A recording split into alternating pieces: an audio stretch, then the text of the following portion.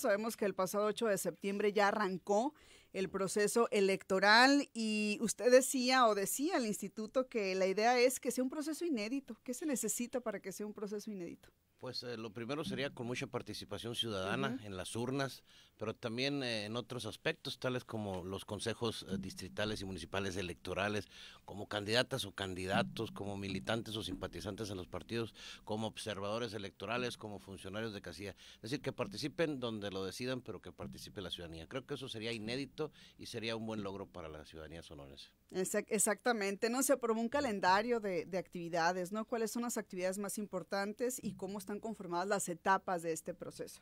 Primero hay 3 etapas que señala la ley electoral. Básicamente la primera es planeación o preparación del proceso electoral, que es donde estamos.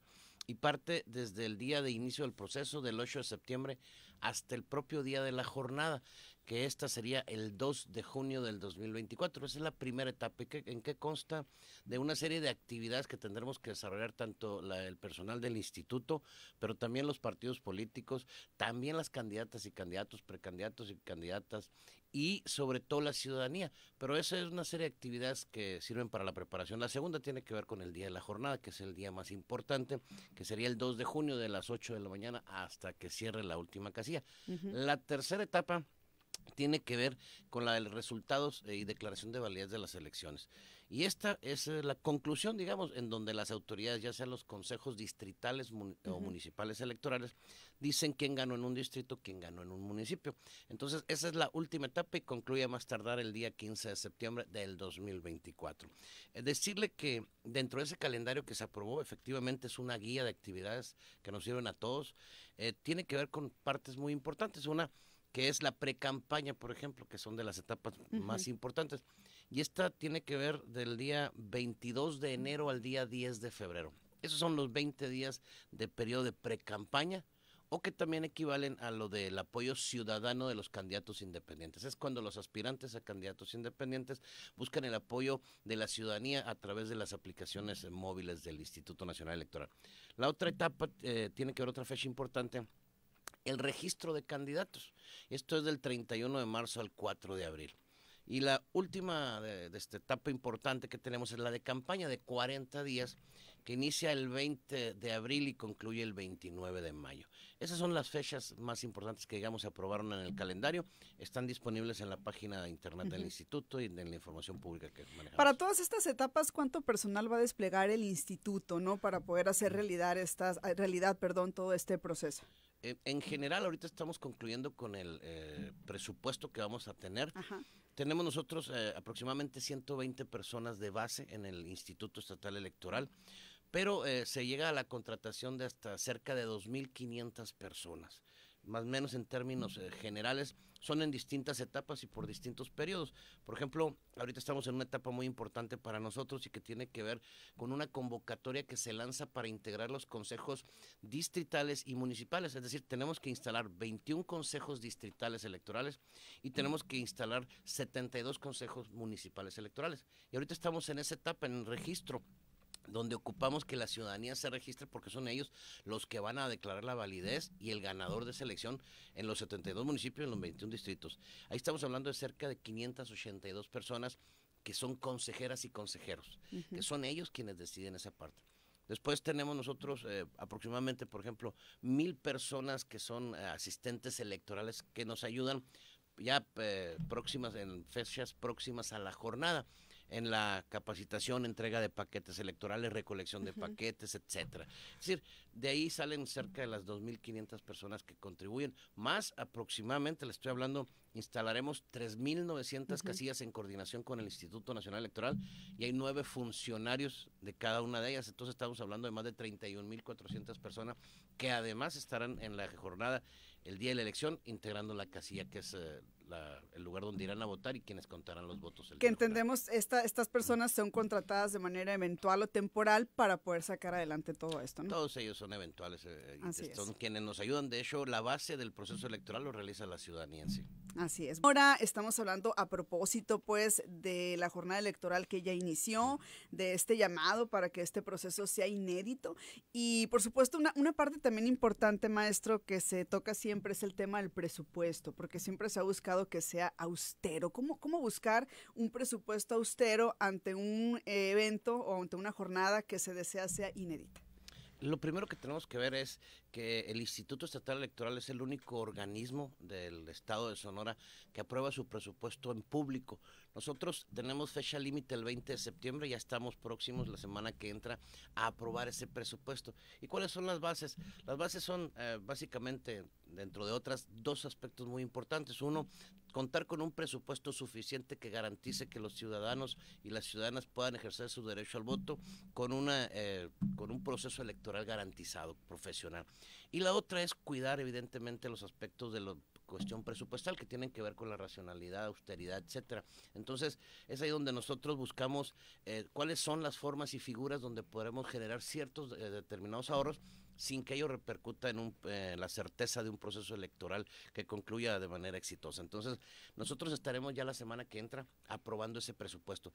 Tenemos parámetros de otros ejercicios, es decir, de otros procesos electorales, en donde hay factores que varían. Entonces, uno de ellos, por ejemplo, es el financiamiento a partidos políticos.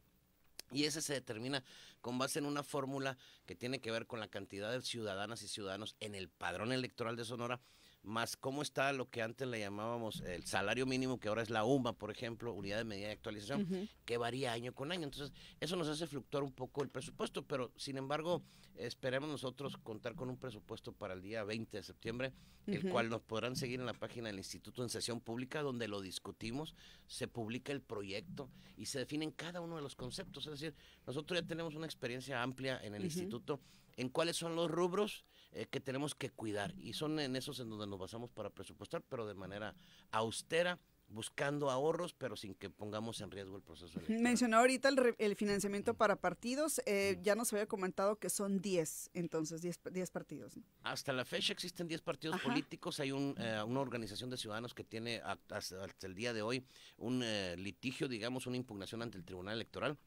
Estamos esperando, son 7 partidos con registro nacional y 3 partidos con registro local o estatal. Entonces, dentro de ellos tenemos uno nuevo que se acaba de acreditar en el mes de junio de este año y que iría por primera vez al proceso electoral, en donde tendría que competir solo, no podría acudir en coalición o candidatura común con otros partidos políticos. Entonces, serían 10 los partidos políticos que tienen opción de postular candidatos más, y aquí es importante decirle a la ciudadanía, más la posibilidad de las candidaturas independientes, en donde esa es una figura, y estaremos lanzando la convocatoria a más tardar el 15 de octubre de este año, para que aquellas personas que quieran participar como candidatos a diputadas o diputados o ayuntamientos de manera independiente lo puedan hacer. Es crucial, ¿no?, la participación ciudadana, maestro. ¿Cuál es la meta o qué se espera, cuál es la expectativa para el próximo año? ¿Cuántos sonorenses deberíamos acudir a votar? Más o menos le digo, nosotros tenemos un historial y hay que diferenciarlo en 2 etapas, antes de la pandemia y en la pandemia misma, ¿no? Sonora tiene aproximadamente al 8 de septiembre de este año un listado nominal, es decir, las personas que pueden acudir a votar, de 2.239.187 personas. ¿Qué es el comparativo que tenemos?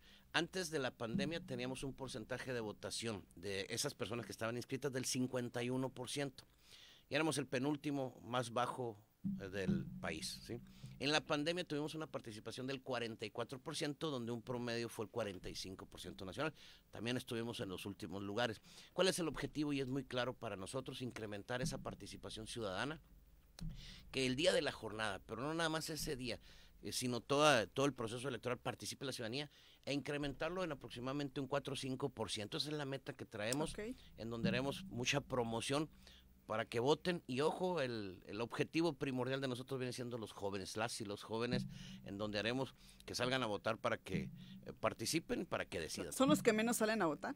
Del listado nominal que le mencionaba, aproximadamente el 30% son jóvenes de entre 18 y 29 años. Pero tenemos una votación de menos del 27% de ese 30% de los jóvenes. Es decir, no sale a votar ni una tercera parte de los jóvenes. Y en consecuencia tenemos identificado En los municipios chicos y medianos, le vamos a llamar, de menos de 30,000 habitantes, tenemos una participación del 40% de esos jóvenes. Pero si ya nos vamos a la ciudad, la participación es menor al 18% de esos jóvenes. Es decir, en las ciudades es donde menos participan los jóvenes. Por eso nos enfocaremos en ese. ¿Cuáles son las razones o a qué le atribuyen ustedes a lo mejor que la gente no salga a votar y en particular los jóvenes como se desearía? Nosotros estamos haciendo un estudio para determinar esas razones. ¿Y qué es lo importante aquí? Una vez que ya los tengamos identificados, promover la participación. Yo creo firmemente que los jóvenes sí tienen muchas posibilidades, no nada más de participar, sino de ser candidatas y candidatos, y que tienen ellos que entender que en sus manos está la decisión. Ellos son quienes en un futuro no muy lejano ya serán nuestros gobernantes. Entonces, esa es la intención. Cuando tengamos bien identificados las razones, nosotros con gusto las compartiremos, pero sobre todo yo apelo mucho a la voluntad de los jóvenes de que participen. Sí, sería muy interesante pues conocer qué es lo que ocurre, ¿no? Ahora, sabemos que también hay novedades ya de cara a este proceso. Uno de ellos que le platicaba antes de regresar de corte es esta página Conóceles. Sí. Se llama, ¿en qué consiste, qué información habrá y cuándo la podemos consultar? Primero, hay muchas novedades para este proceso electoral. Le comento esa parte de Conóceles. Conóceles a candidatas y candidatos, así se va a llamar. Y es un programa que ya fue piloto tanto en Coahuila y en el Estado de México, y el Instituto Nacional Electoral ya lo está implementando. ¿De qué se trata? De que en las páginas del Instituto Estatal Electoral y de Participación Ciudadana, pero también en otras páginas que nos ayuden a difundirlo, se ponga la información de las y los candidatos. Es decir, sabemos que se registró Juan Pérez o Lupita López para un puesto, pero no tenemos mayor información. Aquí existe una obligación para los partidos políticos y para las candidaturas independientes de hacer pública, de subir toda esa información en una plataforma única que tendremos ahí en el instituto y que pondremos a la disposición de la gente, en donde vamos a saber quién es, su currículum y una serie de información que es la que ellos deseen publicar para que la ciudadanía cuente con esa información y pueda emitir un voto razonado. Ese es el objetivo, que existe una plataforma en donde podamos conocer la información personal, pero también profesional y de interés de la ciudadanía, de todos los candidatos y candidatas. Entonces, sin excepción, todas las personas van a estar ahí. Todas y todas deben estar ahí. Entonces, esa es una de las novedades. Otra, le comento así de manera rápida, el voto adelantado o anticipado se le llama. Es decir, aquellas personas que no tengan la posibilidad de acudir físicamente el día de la jornada, podrán solicitar una condición especial, que puede ser porque tienen problemas de salud o características muy específicas, que vayamos a recopilar su voto a su casa, a su domicilio, a un hospital.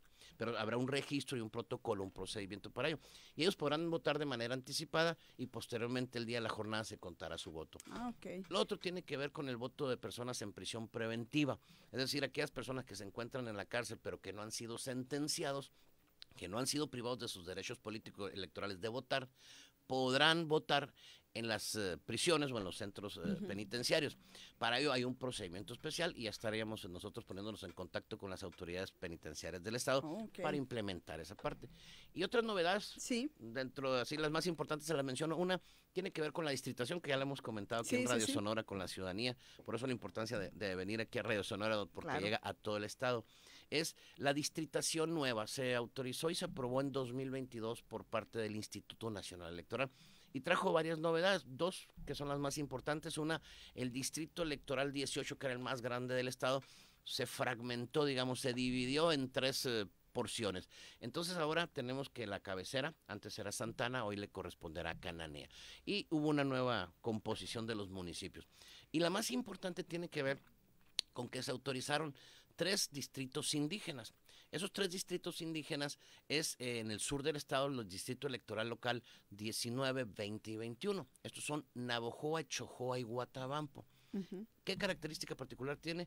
Que en esos 3 distritos los partidos políticos o las candidaturas independientes deberán postular personas que pertenezcan a las etnias de esa circunscripción y deberán acreditar que es una persona indígena. Es decir, no es nada más voy a postular a una persona y digo que es indígena, no. tendrá que cumplir con ciertos requisitos, pertenecer a la comunidad, que las mismas autoridades tradicionales lo reconozcan, que lo etcétera, avalen. que lo avalen, exactamente, que tenga una trayectoria. Esas son algunas de las novedades. Varias novedades, entonces yo me regreso a la segunda que nos compartía, nada más porque seguramente la gente se ha de preguntar, para la votación anticipada, ¿con cuánto tiempo se hace esta solicitud o cuál sería el mecanismo? Apenas se van a definir los procedimientos, perfecto. protocolos y plazos.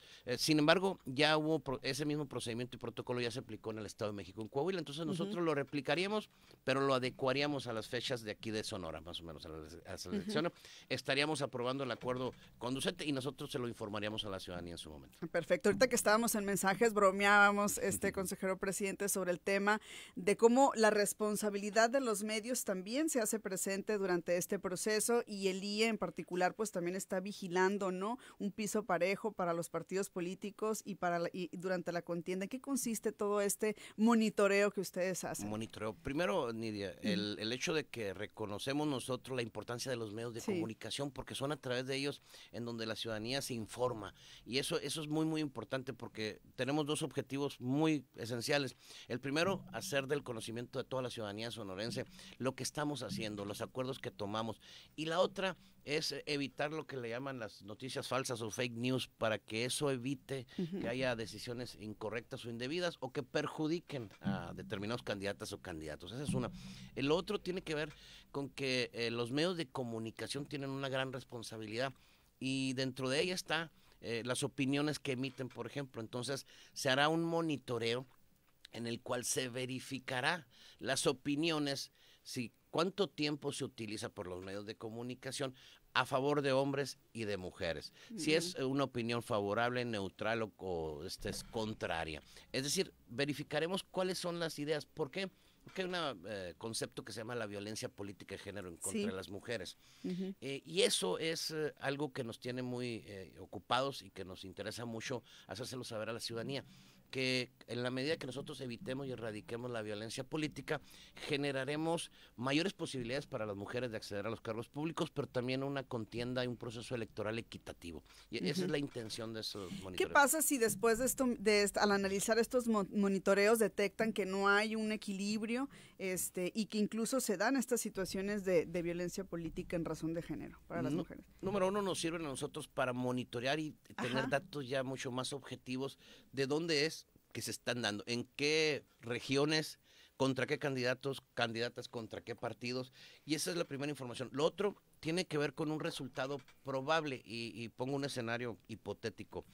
Si llegara a darse una elección muy cerrada entre unos candidatos en un partido, en un municipio, le voy a poner un ejemplo, en el municipio X, y es muy cerrada la contienda, pero resulta que hubo mucha violencia política y mucha tendencia a favor de un candidato y en contra de una candidata, por ejemplo, le pongo, y eso altera el resultado de la elección, puede llegar al grado de anular esa elección. Entonces, son consecuencias jurídicas que se pudieran dar, y son casos muy concretos, y ahí es donde nosotros estaremos atentos para evitar esa partecita. De hecho, se hace el monitoreo, pero se rinden informes cada cierto tiempo. Es decir, para estarlo monitoreando y que se haga público esa información. Ahora, ahorita que hablaba de violencia, no podríamos dejar pasar el tema de la violencia en general que en el país se vive durante las jornadas o los procesos electorales. Lo vivimos en 2021 en varias entidades del país. En Sonora no es la excepción. ¿Cuál es el llamado que hace el IE también en este sentido, ¿no?, en este tema de seguridad pública? Primero, ahorita que me preguntaba sobre cuál es el proceso electoral que queremos, le decía que con mucha participación ciudadana. Yo le agregaría, y lo he comentado en otras partes, es lo más importante para nosotros, el día de la jornada y durante las campañas, es la tranquilidad, la seguridad y la paz en que se puedan desarrollar estos procesos. Es sumamente importante la tranquilidad, que los procesos electorales y el día de la jornada se lleven a cabo con paz, con seguridad, con tranquilidad. ¿Por qué? Porque eso es un acto cívico, es una fiesta cívica el día de la jornada. Entonces, es muy importante. Una vez que nosotros empezamos el proceso electoral, lo primero que hacemos es ponernos en coordinación y en comunicación con las autoridades de seguridad, tanto federales, estatales y municipales. ¿Para qué? Para que empecemos a monitorear también cuál es la situación en cada uno de los municipios, en cada uno de los distritos, ver si hay problemas de seguridad, si va a ser posible instalar un consejo, instalar una casilla, llevar a cabo la capacitación, etcétera. Hasta el momento no tenemos ninguna indicación de que haya problemas. Y en la medida que nosotros vayamos teniendo conocimiento, lo haremos a saber a las autoridades. Para el día de la jornada, cuando la gente va a votar, ¿no? Algo también en lo que se trabaja siempre es que en garantizar que el voto sea más seguro, ¿no? ¿Cuál es el aporte del instituto en ese sentido? El trabajar con las autoridades, en coordinación con estas autoridades. ¿Por qué? ¿Qué es lo que hacemos nosotros? Recopilamos toda la información que nos dan desde los municipios y desde los distritos y se la hacemos del conocimiento inmediato a las autoridades de seguridad. Por eso, al momento de tener nosotros una alerta de algún probable problema en algún municipio, lo hacemos del conocimiento de las autoridades, pero también tomamos medidas nosotros preventivas para eso.